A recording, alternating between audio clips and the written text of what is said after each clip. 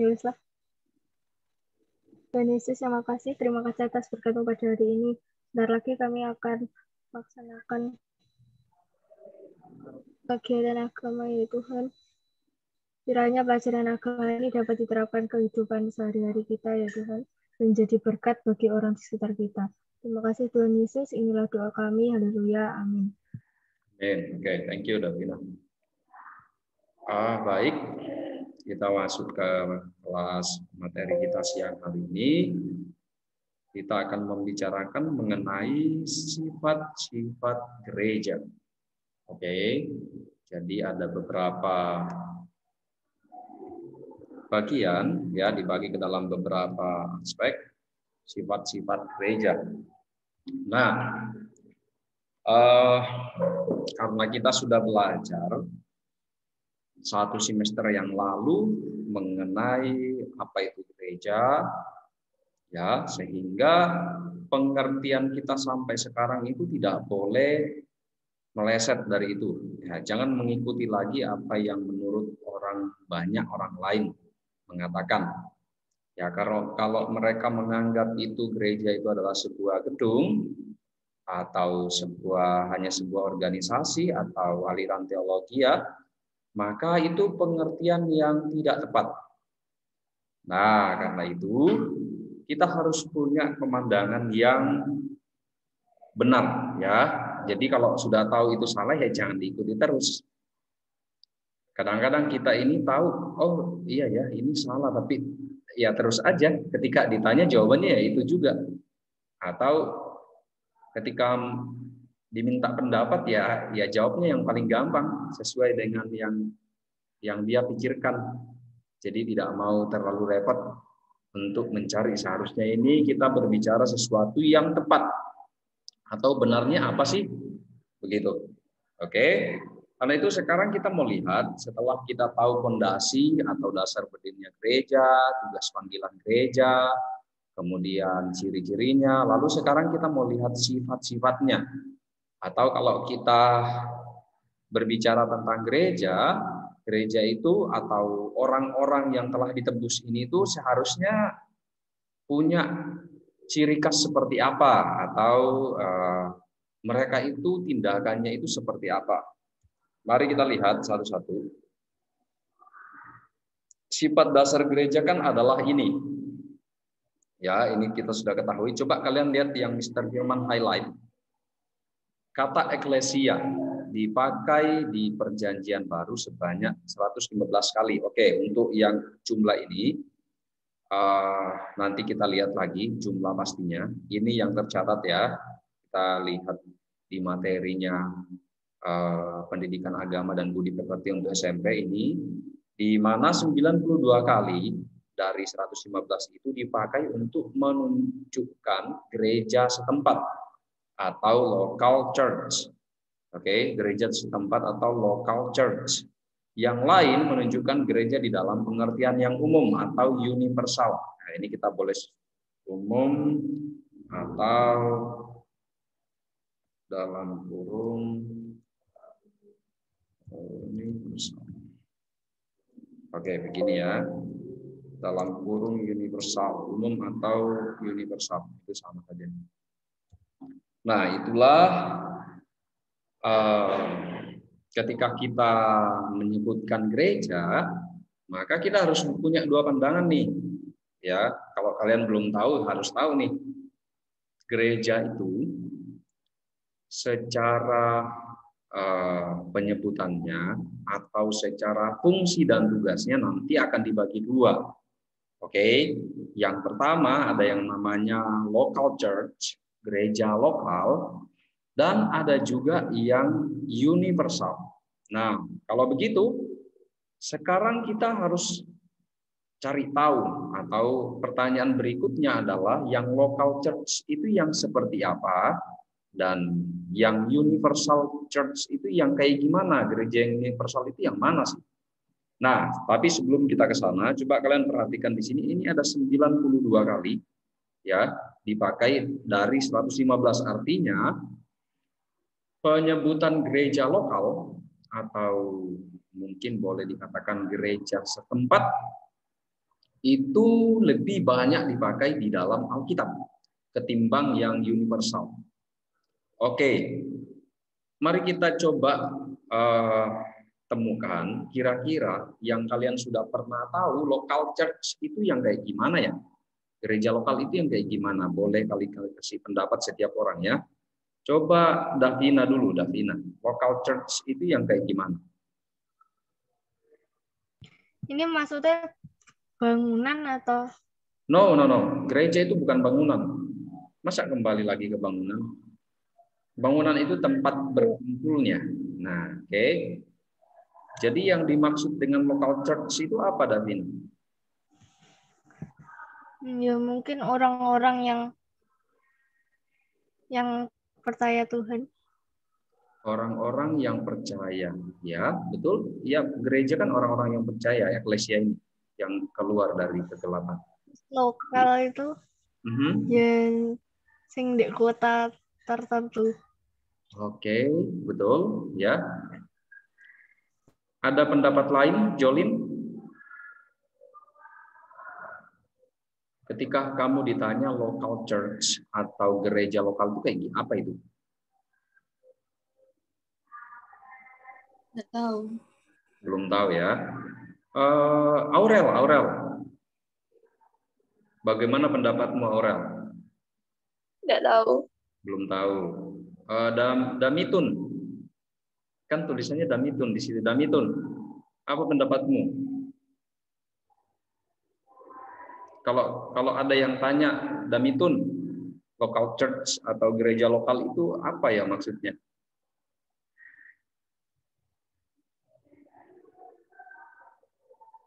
Apa, Damian? Gereja lokal. Yes. Jolin sama Davina sama Malik sama Aurel. Tanya Malik dulu sih, Mister sini. Nanti setelah kamu lah. Jangan dong, Malik dulu. Ya wes, Malik. Biar aku nanya Om dulu, gereja lokal apa? Kamu ada pandangan enggak, Malik? Lik, lama-lamain Lik, gue tanya Om. Apa itu yang disebut dengan gereja lokal? Gereja lokal. Yes. Gereja di tempat itu. Oke. Ya, kasih contoh misalnya. Bentar. Kasih contoh misalnya. Kasih contoh. Kumpulannya, Mister. Coba kasih contoh satu coba. Aku nggak terlalu tahu sih contohnya gimana. Oke. Tapi itu udah benar, itu benar. Oke, begini. Jawabannya itu benar. Davina sama Malik jawabannya sama.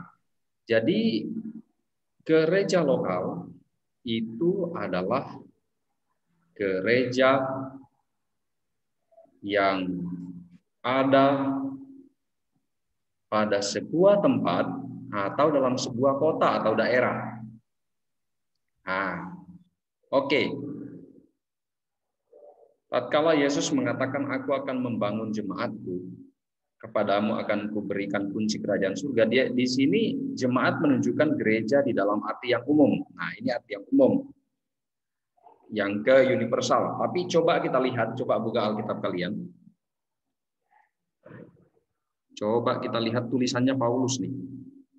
Paulus itu punya ciri khas. Setiap kali menulis surat kepada gereja tertentu, dia akan sebut. Coba buka.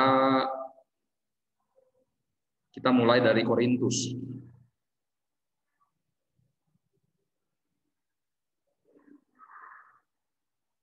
Coba buka 1 Korintus pasal 1 ayat 2.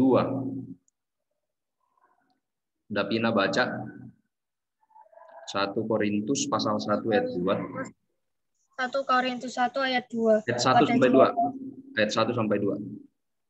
1 Korintus 1 ayat 1 sampai 2 dari Paulus yang oleh kehendak Allah dipanggil menjadi Rasul Kristus Yesus, dan dari Sostenes saudara kita kepada jemaat Allah di Korintus, yaitu mereka yang dikuduskan dalam Kristus Yesus dan yang dipanggil menjadi orang-orang kudus, dengan semua orang di segala tempat yang berseru pada nama Tuhan kita Yesus Kristus, yaitu Tuhan mereka dan Tuhan kita. Yes, oke.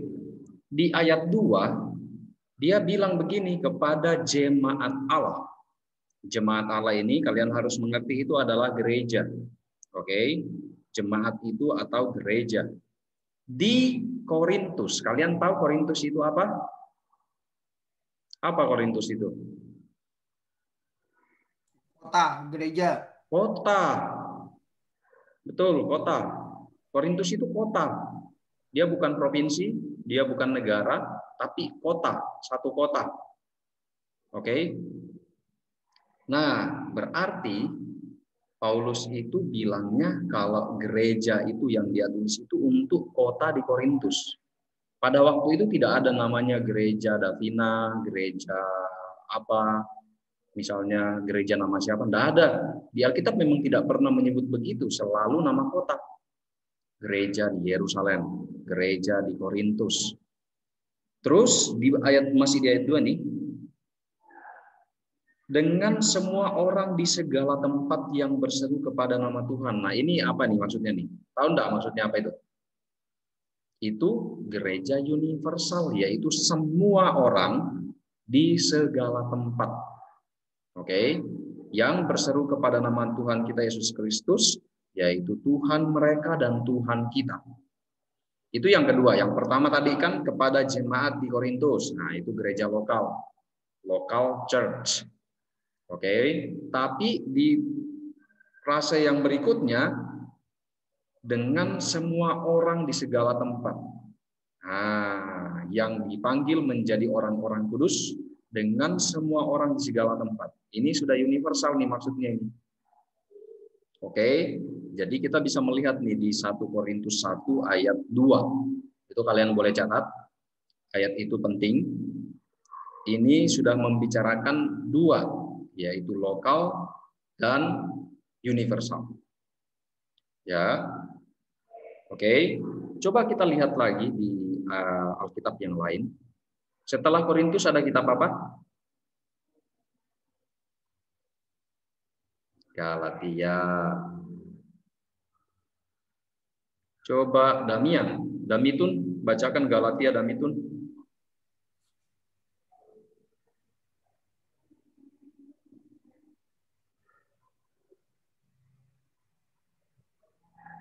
Galatia berapa, Mister? Galatia pasal 1 ayat 1 dan 2. Dari Paulus seorang rasul.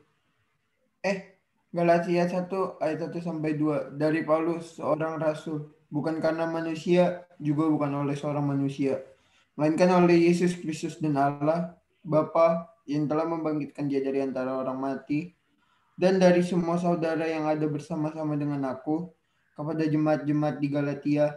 Nah, oke, mari kita lihat ini ada perbedaan sedikit. Kepada jemaat-jemaat di Galatia. Oke, kepada jemaat-jemaat di Galatia. Coba kalian googling coba. Galatia itu sebuah provinsi atau sebuah kota? Coba kalian googling.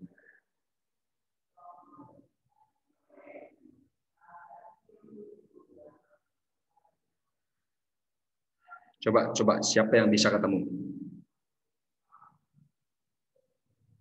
Galatia itu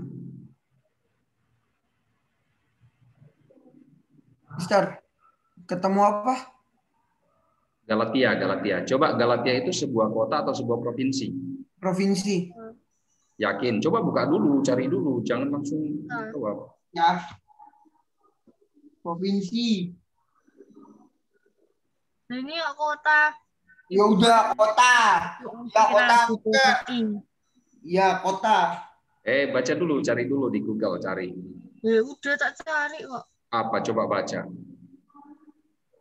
Kitab ini sebenarnya berwujud sebuah surat yang ditulis oleh Rasul Paulus untuk jemaat di kota Galatia, sekarang di wilayah negara Turki. Oke. Mari saya tunjukkan. Ternyata Galatia itu lokasinya terletak di sentral Anatolia. Oke. Lalu di sini saya buka yang bahasa Inggrisnya. Ancient Greek was an ancient area in the highlands of central Anatolia, roughly corresponding to the province of Ankara and Eskişehir in modern Turkey. Oke, jadi Galatia itu juga kota. Oke, dia bukan provinsi. Kalau provinsi nanti dia akan sebut berulang, gerejanya itu berulang. Tapi di sini memang dia pakai jemaat-jemaat. Oke, ini bukan mengacu kepada gereja yang banyak, tapi ini maksudnya adalah kepada orang-orangnya, ya, yang ada di Galatia. Oke, ini tulisannya Paulus selalu begini. Tapi ketika dia menyebut Yerusalem, beda. Yerusalem itu kan sebuah provinsi, sebuah lebih besar dari kota. Oke, nah itu yang membedakan gereja lokal dan universal. Dan itu contohnya, setiap kali Rasul Paulus itu membuat surat atau menulis sebuah kitab, itu tulisannya menuju ke satu kota. Tidak pernah dia bilang kepada gereja Pentakosta, kepada gereja, enggak ada tuh begitu. Dia sebutnya kepada gereja di Tulung Agung, pasti dia bilang gitu, karena itu sebuah kota. Dalam sebuah kota harusnya cuma ada satu berdasarkan Alkitab. Itu namanya gereja lokal setempat. Kemudian mari kita lihat apa itu gereja universal. Damitun. Gereja universal itu apa? Gereja universal merupakan Yes. gereja dalam suatu provinsi. Ya, di provinsi. Oke. Aurel. Bagaimana menurutmu Aurel? Kata Damian satu provinsi. Kenapa Aurel? Menurutmu apa? Enggak tahu. Coba. Tebak-tebak saja. Kira-kira itu gereja yang ada di mana itu, yang universal? Coba asal, nggak apa-apa. Kenapa? Enggak tahu, bisa. Belum tahu. Oke, coba Malik. Malik nih suka punya ide. Malik, di mana kau Malik? Turun, bangun Lik, bangun. Coba universal itu gimana Lik? Dunia. Oke, good, bagus. Jolin? Dora, maksudmu kalau gereja surga itu adanya di alam lain gitu? Maksudnya secara universal, seluruh dunia kan? Ya, betul. Nah, jadi universal ya seluruh dunia. Ya, Benar intinya lagi, apa? Seluruh kaum beriman yang ada di berbagai tempat. Tidak dikecuali tempat manapun, asal dia percaya Tuhan, sudah percaya Tuhan, itu namanya gereja universal. Mencakup semua orang yang beriman di dalam Kristus tanpa menyinggung perbedaan waktu dan lokalitas. Itu di semua tempat. Itu yang disebut gereja secara universal atau menyeluruh. Nah, baru kali ini kita lihat ini ya, perbedaan ini. Jadi ketika kita tahu bahwa ternyata gereja itu kalau kita pandang secara kita lihat secara tempatnya, kita bisa tahu yang mana yang lokal, yang mana yang universal. Tetapi kita itu bukan lokal itu. Kalian tahu enggak? Kenapa harus ada lokal, sedangkan ada yang universal? Kalian tahu kenapa? Coba Davina, kira-kira ada alasan apa tuh? Kok harus ada yang lokal? Karena universal terdiri dari lokal-lokal. Lalu kenapa harus ada lokal? Kenapa tidak cukup universal saja?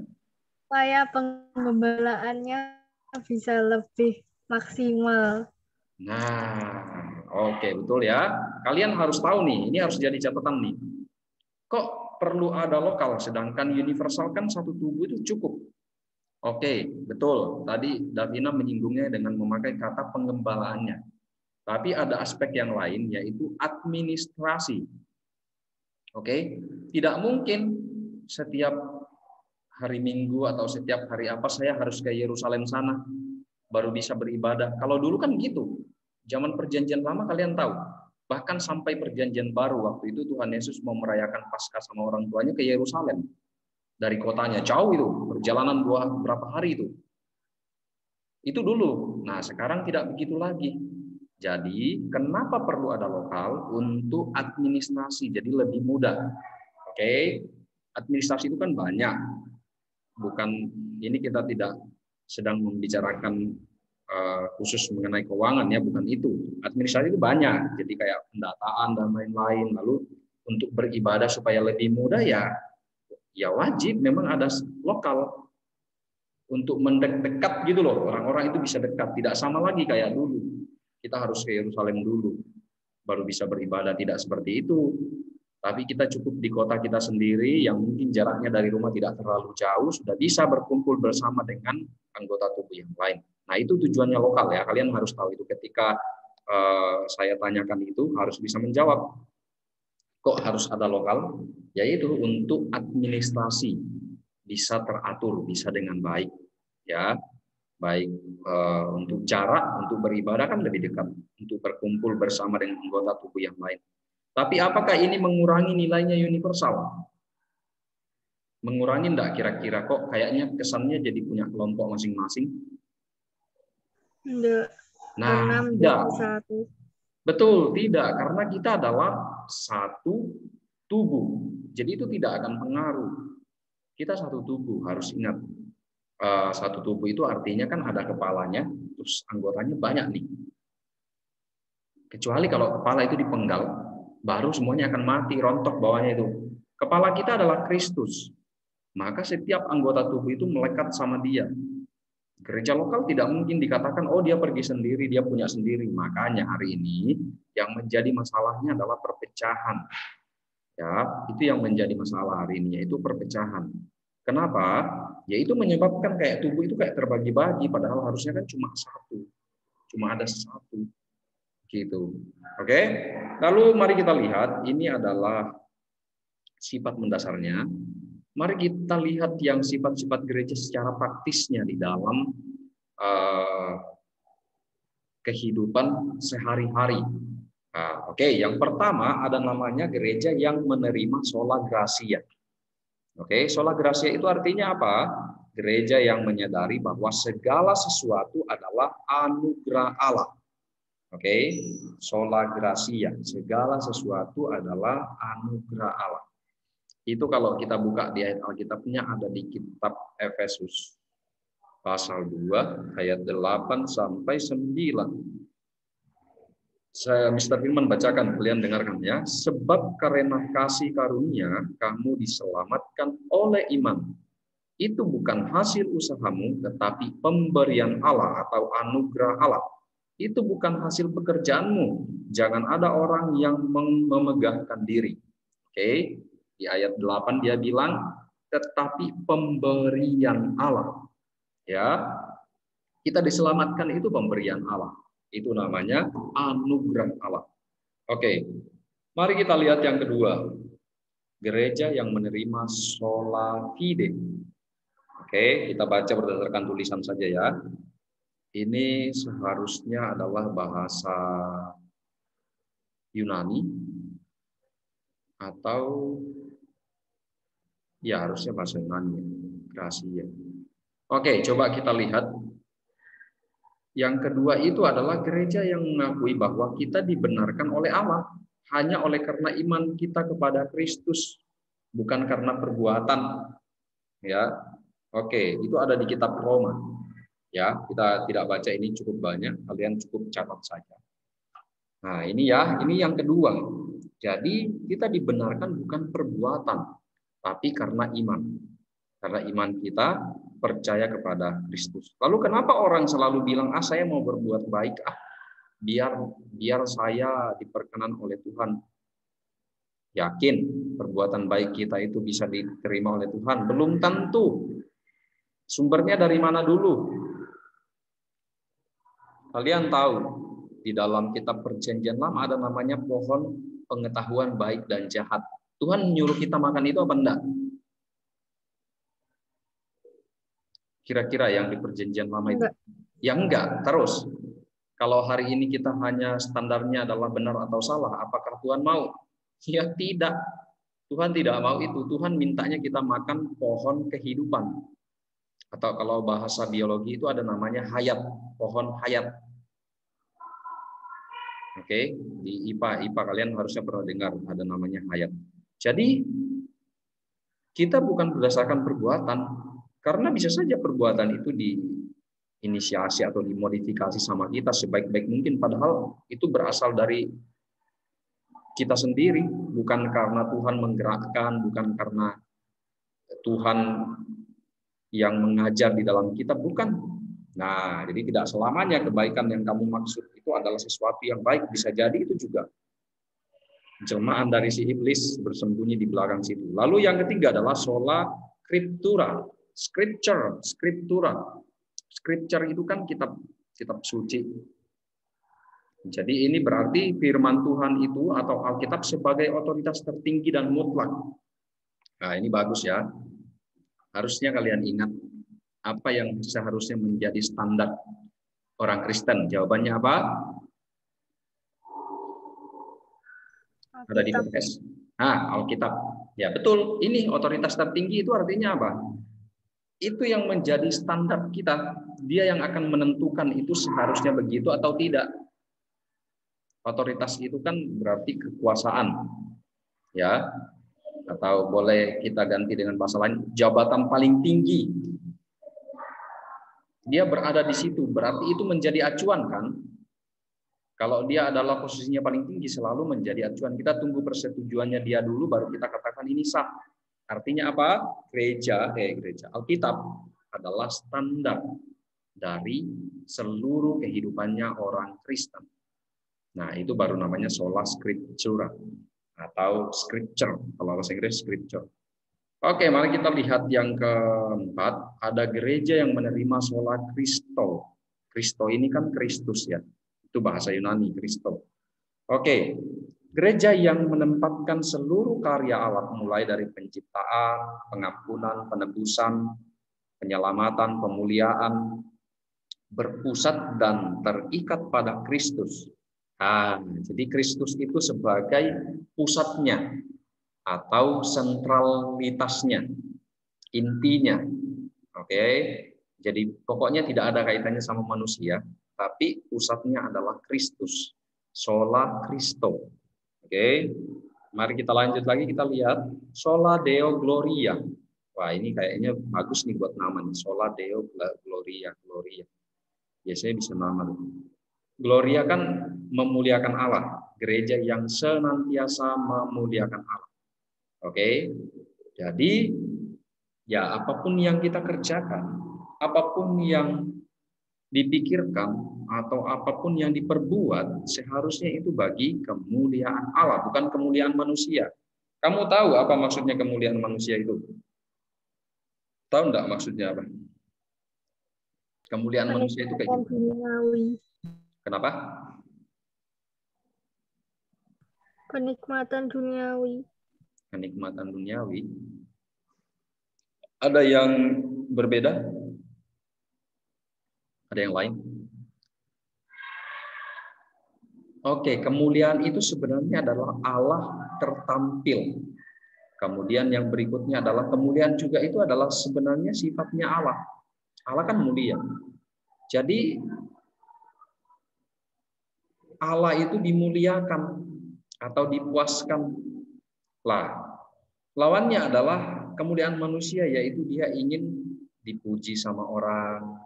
Ya, dia ingin dikatakan paling hebat, dia ingin dikatakan luas, pokoknya paling bagus, paling top.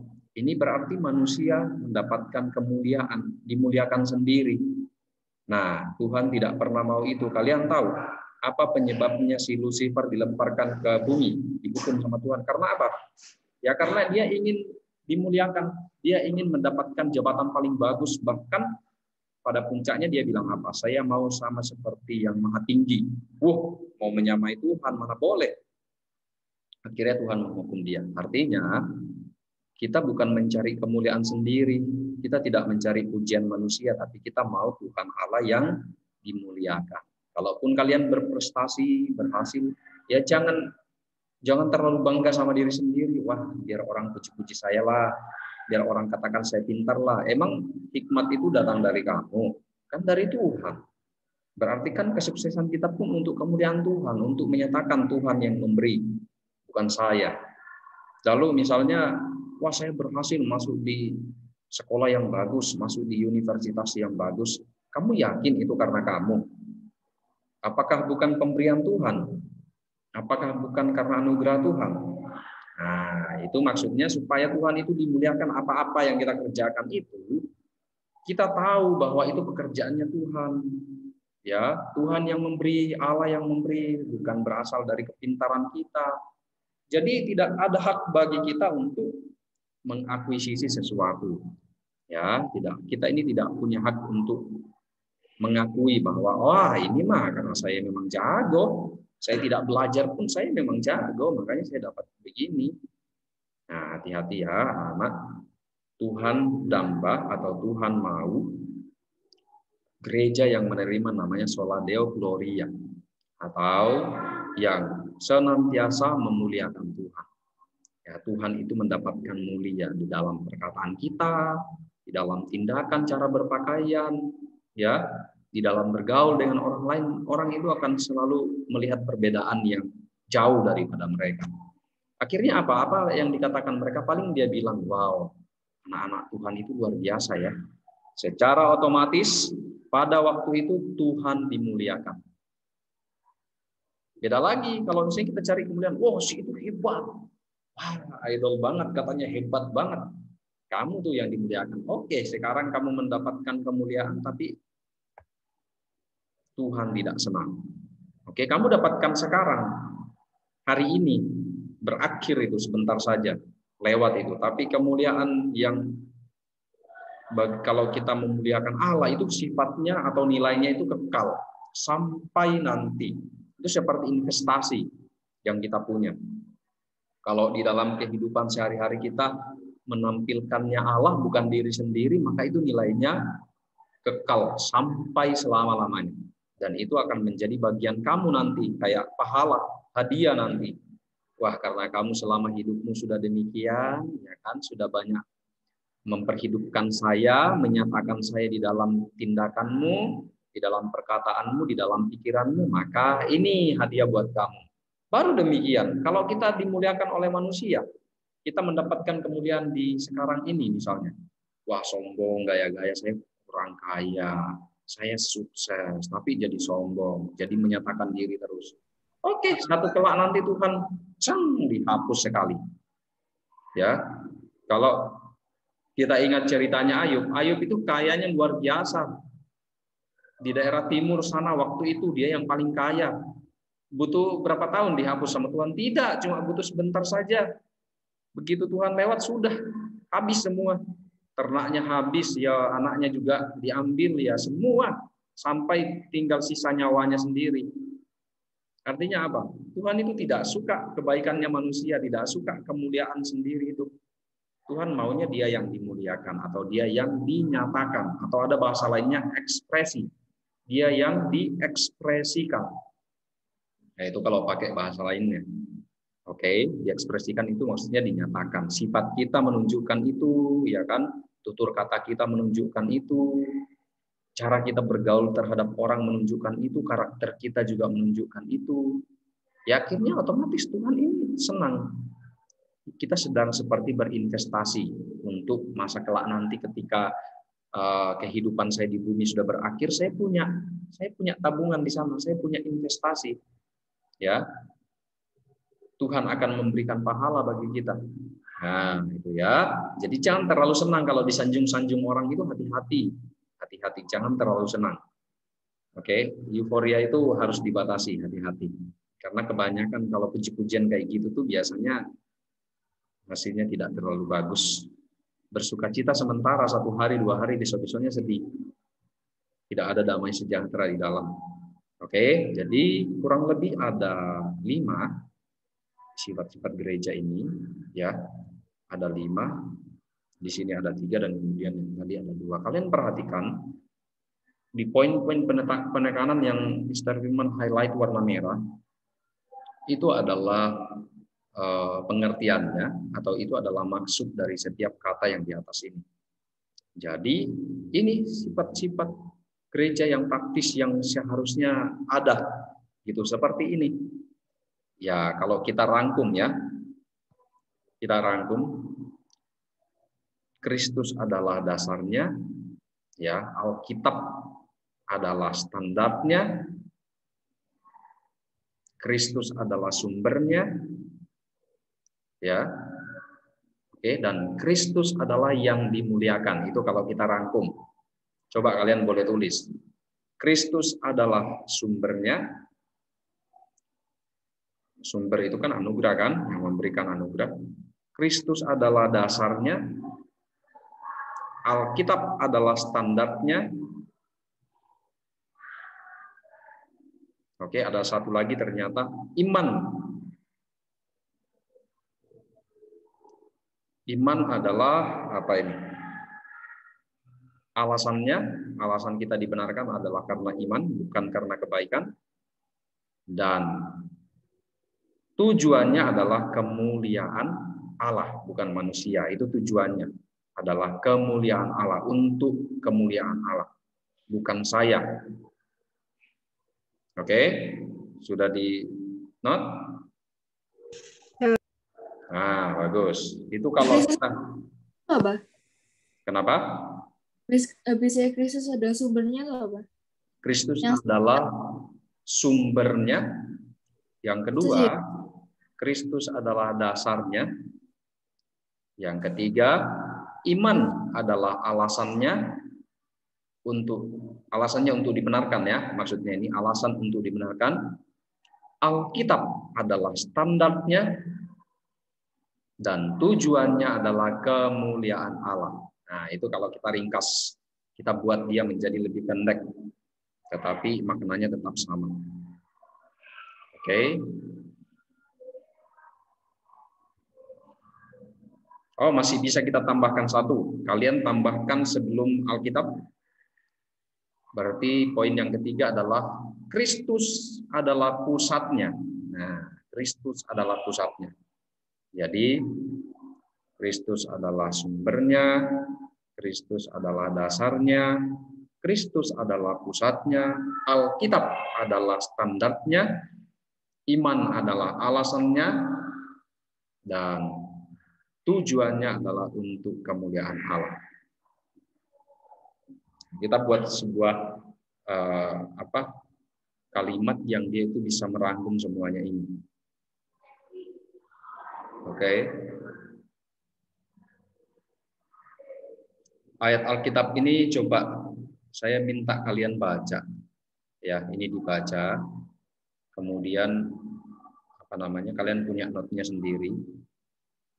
Kalian catat kira-kira pemakaian ayat Alkitab ini apa kaitannya dengan judul-judulnya ini. Ya, ini tugas ya. Setiap ayat Alkitab ini yang ada di bawahnya kalian pilih satu ayat. Lalu nanti kalian cocokkan apa kaitannya ayat itu dengan segala sesuatu adalah anugerah Allah, kita dibenarkan oleh Allah hanya oleh karena iman, Alkitab sebagai otoritas tertinggi. Ya, ini ada 5 berarti ya, kalian akan pilih 5 ayat, lalu diberikan sedikit penjelasan di bawahnya. Bahwa ayat ini mengatakan ini, kaitannya dengan si sola Christo itu apa? Paham? Ya. Oke, sampai di sini dulu ada pertanyaan. Apakah ada pertanyaan? Damitun?